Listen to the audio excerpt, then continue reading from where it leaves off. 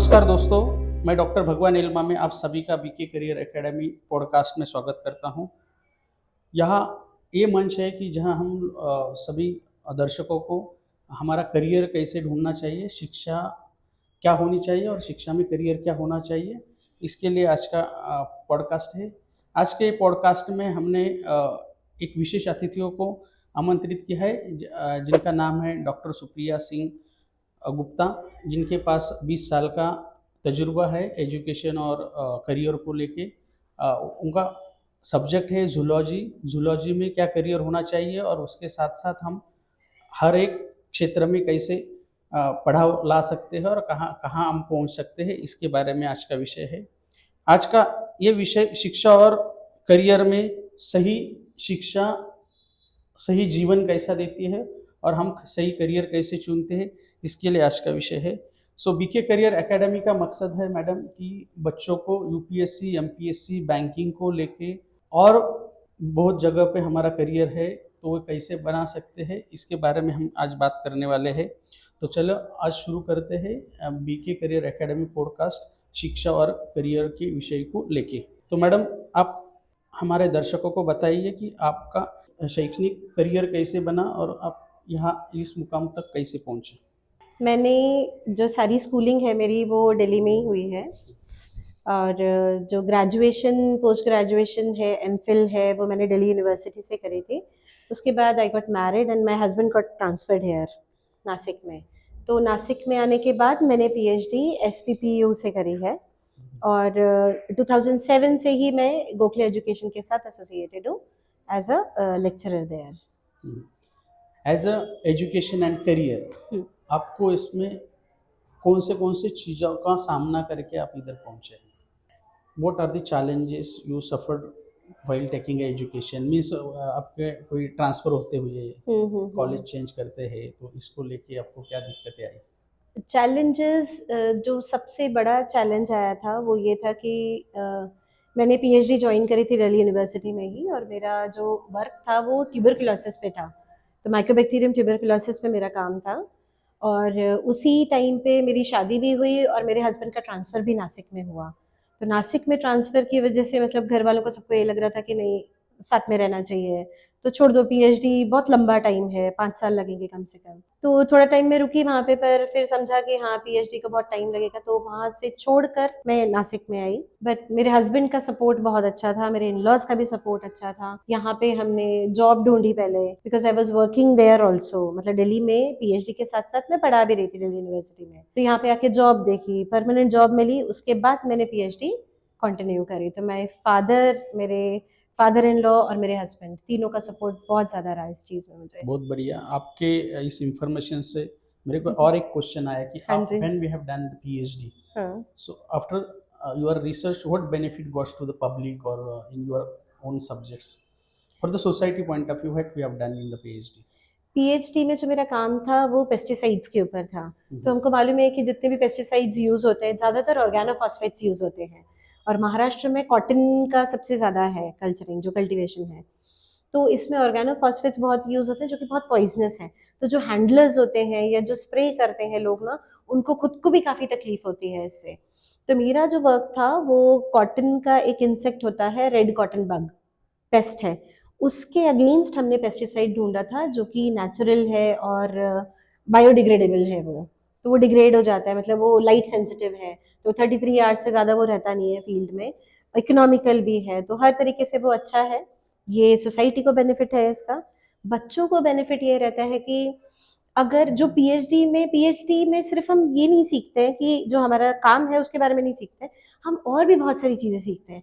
Time management सीखते हैं, failures को कैसे डील करना है वो सीखते हैं, फेलियर के बाद अपनी डायरेक्शन कैसे चेंज करनी है, what are the other options which we can explore. बहुत सारी लर्निंग होती है हमारी, और जब हम उस प्रोसेस को गो थ्रू करते हैं तो ये सारी चीज़ें हम अपने बच्चों को भी दे सकते हैं आगे। तो ये एक लर्निंग रहती है। Right, very nice. मैडम, हम अभी शिक्षा और करियर के बारे में बात करने को शुरू करते हैं। शिक्षा के बारे में, आज के समय में शिक्षा का स्वरूप पहले की तुलना में कैसे बदल गया है? पहले जो एजुकेशन थी वो generally it was theoretical, right, theoretical थी, क्लासरूम बेस्ड थी। अभी जो है, अभी फोकस है होलिस्टिक डेवलपमेंट पे। जैसे कि मैंने पहले भी ये बात करी थी कि 15% is your hard skill and 85% is your soft skill which determines your success. तो 85% को हम पहले बहुत अच्छे से कन्वीनियंटली इग्नोर कर रहे थे and we were only focusing on the 15%। तो अब जो आ रहा है, जैसे न्यू एजुकेशन पॉलिसी आई है, न्यू एजुकेशन पॉलिसी में उन्होंने होलिस्टिक डेवलपमेंट पे काम किया है, सॉफ्ट स्किल पे उतना ही फोकस किया है। तो skill based learning, skill based जो सब्जेक्ट्स हैं वो सारे इंट्रोड्यूस करे उन्होंने। एआई है, कोडिंग है, हमें मालूम है कि आगे फ्यूचर ये है, तो एआई और कोडिंग अभी शुरू से स्कूल से उनको सिखाया जा रहा है। अभी एआई इंट्रोड्यूस किया गया है, ब्लेंडेड लर्निंग है, ऑनलाइन लर्न करते हैं बच्चे बहुत सारी चीज़ें। तो काफ़ी कुछ चेंज आया है, बहुत डायनेमिक हो गई है पढ़ाई भी, और बच्चे भी डायनेमिक हो गए उतने ही। Right, we have to compare with other Western countries also how we can initiative into this skill अब जैसे based चाइना वगैरह में थर्ड फोर्थ तक के standards बच्चे को हाँ एआई right सिखाते हैं। right हाँ, तो we have to compete in that so global level ना। as far as concerned skill based we have to take into the initiative। बिल्कुल सही। अभी ये स्टूडेंट्स को लेके किस उम्र में उन्होंने शिक्षा और करियर को लेके सोचना चाहिए और करियर बनाना हाँ चाहिए? देखिए, वैसे अगर सोचा जाए तो there is no right age for that. हाँ, आप किसी भी एज पे अपना करियर चेंज कर सकते हैं या आप उसमें और इम्प्रूवमेंट या और कर सकते हैं। बट एक्चुअल जो एज है जहाँ से स्टार्ट करना चाहिए, that is around 13 to 15। 13 to 15 में बच्चे ने एटलीस्ट ये थोड़ा सोचना शुरू करना चाहिए, सेल्फ इवेल्युएशन होनी चाहिए कि क्या करना है आगे, किस फील्ड, क्या आपके इंटरेस्ट हैं। और counselling is has also a big role in that. तो उस एज पे बच्चे को थोड़ा काउंसिल करना चाहिए। हम अगर कर सकते हैं एज अ पेरेंट, हमने करना चाहिए। अगर नहीं कर सकते तो प्रोफेशनल्स हैं, उनसे काउंसिल कराना चाहिए ताकि वो उस डायरेक्शन में सोचना शुरू करें एटलीस्ट। Thank you madam. हमने अभी शिक्षा देखा, शिक्षा को लेके करियर हमने पता करना चाहिए। सो हाँ जी। सही करियर चुनते समय किन बातों पे ध्यान देना चाहिए और वो करियर हासिल करना चाहिए? जब हम करियर के बारे में सोचते हैं तो हमारे दिमाग में दो चीज़ों का कॉन्फ्लिक्ट रहता है हमेशा। एक तो रहता है अपना इंटरेस्ट, पैशन क्या है हमारा। दूसरा रहता है फाइनेंशियल सपोर्ट कितना रहेगा, स्टेबिलिटी कितनी रहेगी। तो दोनों चीज़ें जो हैं वो कई बार ये होता है कि हमने सिर्फ अगर इंटरेस्ट अगर देखा तो हमारा फाइनेंशियल स्टेबिलिटी जो हम चाहते हैं वो नहीं मिलती है कई बार। तो दोनों चीज़ों का ध्यान रखना चाहिए हमने कि फाइनेंशियल स्टेबिलिटी कितनी मिलेगी और जो हमारे इंटरेस्ट हैं वो कितने मिलेंगे उसमें। बहुत बढ़िया, थैंक यू मैडम। पैसा और पैशन, इन दोनों को सोचते हुए किसको प्रायोरिटी देना चाहिए फिलहाल जब बच्चे पढ़ते हैं तो?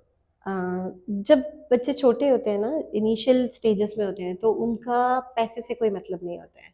दे ऑलवेज थिंक अबाउट कि उनका इंटरेस्ट क्या है, उनका पैशन क्या है, राइट। तो वहाँ से ये शुरुआत होती है सिर्फ। उसके बाद जब वो धीरे धीरे बड़े होते हैं ना, तो दे कैन होन देयर पैशन। तब उनको ये डिफ्रेंशिएट करना आना चाहिए कि कई बार क्या होता है, हम अपने पैशन को परस्यू करते हैं, फाइनेंशियल स्टेबिलिटी नहीं मिलती लेकिन आगे, तो दैट क्रिएट्स फ्रस्ट्रेशन, हाँ, सेटिस्फेक्शन नहीं मिलता है।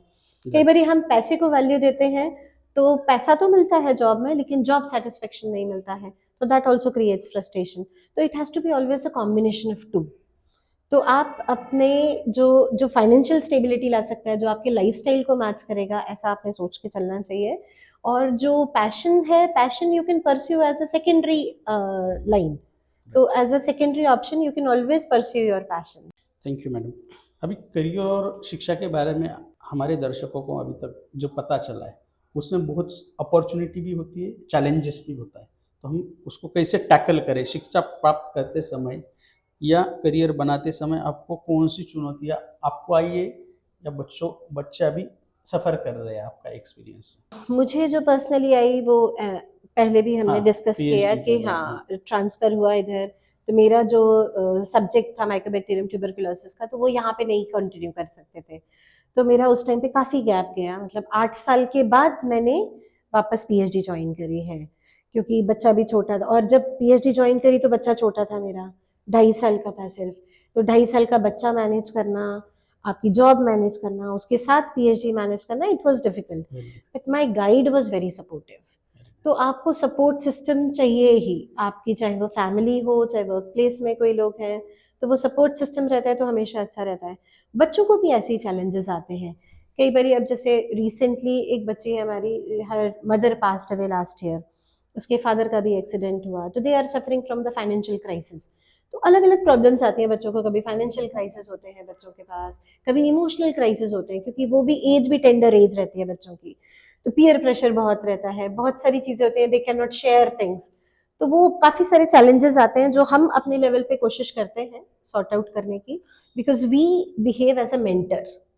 हम टीचर की तरह वहां पे नहीं रहते, और बच्चों को भी अपने यही समझाते हैं कि we are your mentors, you can come and discuss anything with us. अभी as far as concern urban area को लेके हम्म बच्चों को शिक्षा और करियर दोनों भी जल्दी से मिलते हैं, हम्म लेकिन ग्रामीण बच्चों को लेके, ग्रामीण विद्यार्थियों को लेके उनको बहुत कठिनाई आती है। हम शिक्षा कैसे ढूंढे, करियर कैसे ढूंढे, इसके बारे में रूरल एरिया को हम बूस्ट करते हुए क्या बोल सकते हैं कि how can we boost education and career for rural students? Rural students के लिए देखिए हम क्या कर सकते हैं, हम अपॉर्चुनिटी प्रोवाइड कर सकते हैं, राइट। अभी जैसे एनएसएस के कैंप्स वगैरह होते हैं रूरल एरिया में, तो वहाँ भी हमारे बच्चे जो जाते हैं, कॉलेज के बच्चे जाते हैं, वो भी वहाँ पे अवेयरनेस स्प्रेड करते हैं, राइट। वो भी उनको मोटिवेट करते हैं थोड़ा कि जैसे आसपास के नासिक के जो ऐसे रूरल एरियाज हैं, वहाँ से आते हैं बच्चे हमारे पास, वो मोटिवेट होते हैं। बस उनको थोड़ा सा सपोर्ट ज़्यादा चाहिए होता है, राइट, क्योंकि वो अलग बैकग्राउंड से आते हैं बच्चे, तो उनको थोड़ा मोटिवेशन और सपोर्ट ज़्यादा लगता है। उनको लैंग्वेज बैरियर होता है, थोड़ा सा थोड़ा हेजिटेट करते हैं वो बच्चे, फाइनेंशियल कंस्ट्रेंट्स भी होते हैं उन बच्चों को, they have to travel also, बहुत दूर से आते हैं वो बच्चे, तो मनी भी एक इशू हो जाता है। तो वो सारी चीज़ें ध्यान में रख के हम कोशिश करते हैं उनके साथ एडजस्टमेंट की। Right, thank you madam. अभी भविष्य भविष्य में कौन से क्षेत्र में जाना चाहिए? अभी आज को लेके ऐसे बहुत सारे हैं, जैसे कि एआई है, एग्रीकल्चर बेस्ड है, आईटी है, हेल्थ केयर है, जैसा कि इंजीनियरिंग में बहुत सारी चीज़ें हैं। ये कैसे करना चाहिए, ये पहला क्वेश्चन। और दूसरा, इसके साथ साथ कॉम्पिटिटिव एग्जामिनेशन का क्या रोल आएगा, जैसे कि वो करियर बना सकती है। ये दोनों क्वेश्चन का एक इंटीग्रेटेड आंसर मिला तो हमारे दर्शकों को पता चलेगा कि every some students are there कि they are preparing UPSC while they are taking any education. तो यूपीएससी के लिए करते हैं हाँ, बच्चे प्रिपेयर। यूपीएससी है, एमपीएससी है, बैंकिंग है। कोई बोलता है I am in the first year, then I will start my preparation for an IAS officer, UPSC point of view. तो कोई कोई आईटी करते हुए भी सोचते हैं, कोई एमबीबीएस भी हमने देखे हैं कि वो एमबीबीएस कर हाँ, रहे हैं, जाते हैं ना लेकिन आफ्टर बिल्कुल। MBBS they willing to go in civil services. Civil services में जाते हैं बच्चे। सो उसको लेके आपका क्या राय है, बच्चों को लेके कैसे करना चाहिए? जो बच्चे, जैसे मैंने देखे हैं कि दो तरह के बच्चे होते हैं, एक जो होते हैं कि सिर्फ पहले ग्रेजुएशन कंप्लीट करते हैं, वो चाहे किसी भी फील्ड में हो, आपके इंजीनियरिंग है, मेडिकल है, या बेसिक साइंसेज है, या आर्ट्स वाले फील्ड है, सिंपल ग्रेजुएशन करते हैं, then they take a break and then they prepare for civils. मेरे हिसाब से सिविल्स जो है वो ओवरऑल नॉलेज आपकी टेस्ट करती है, जो सिविल सर्विसेज है या कॉम्पिटिटिव एग्जाम्स है। कॉम्पिटिटिव एग्जाम्स में सिविल सर्विसेज के लिए ये सिविल सर्विसेज हैं या चाहे और कोई भी एग्जाम्स है, बैंकिंग के हैं या जो भी हैं, बच्चों ने जब कॉलेज में एडमिशन लेते हैं ना, at that time they should fix their aim. अब जैसे हमारे बच्चे होते हैं वो ग्रेजुएशन वाले बच्चे हैं, तो ग्रेजुएशन वाले बच्चे, plain graduation is not going to fetch any job. ये तो अभी कॉमन प्रैक्टिस है कि प्लेन ग्रेजुएशन करने के बाद नौकरी नहीं मिलती है। तो बच्चे बहुत सारे प्रिपरेशन इस माइंडसेट से आते हैं कि हाँ प्रिपेयर करेंगे, करेंगे नहीं, it has to be right from the day one से फिक्स्ड होना चाहिए कि यूपीएससी के लिए जाना है, कि बैंकिंग के लिए जाना है, या किसी भी फील्ड में जाना है उनको, एमबीए करना है, जो भी करना है, वो right from the day one they should have in their mind, and along with the graduation they can continue with that. Right madam, आपके इस सलाह को लेके या गाइडेंस को लेके मेरे पास तीन चीज़ों को हम बच्चों को हमेशा बोलते हैं कि आपके पास फाइनल ट्रूथ क्या है भाई, you are taking education, what is your final destination and what is your final goal, then you can prepare taking any degree for any competitive examination. हाँ, So जैसे that इसके लिए मैं ये बोलती हूँ बच्चों को कि मैं पूछती हूँ एम क्या है, तो बच्चे बोलते हैं एम है हमारा कि हमको ग्रेजुएशन करनी है। मैं कहती graduation is not your aim, right. Aim होता है आपका डेस्टिनेशन। right, आपको बॉम्बे जाना है, पुणे जाना है, आप ये डिसाइड करोगे, ये डिसाइड करोगे आपको रोड कौन सी लेनी है, right, राइट। आपने रोड ली दूसरी और आपको जाना दूसरी जगह है, तो it is not going to solve your exactly, purpose, exactly, right. आपका टाइम वेस्ट है इस चीज में। तो फिक्स योर एम फर्स्ट, क्या करना है, उसके लिए रूट्स अलग हो सकते हैं। बॉम्बे जाना है, there are different routes to approach Bombay, exactly, तो आप वो फिक्स करो पहले, वो क्या है, एम क्या है आपका, and then start working right, for it. Right. उसको लेके हम हमेशा बच्चों को ये बोलते हैं कि आपको ये तीन चीज़ों का मीनिंग और आंसर पता चला तो everyone can get a success in their goal, what ever goal they have defined.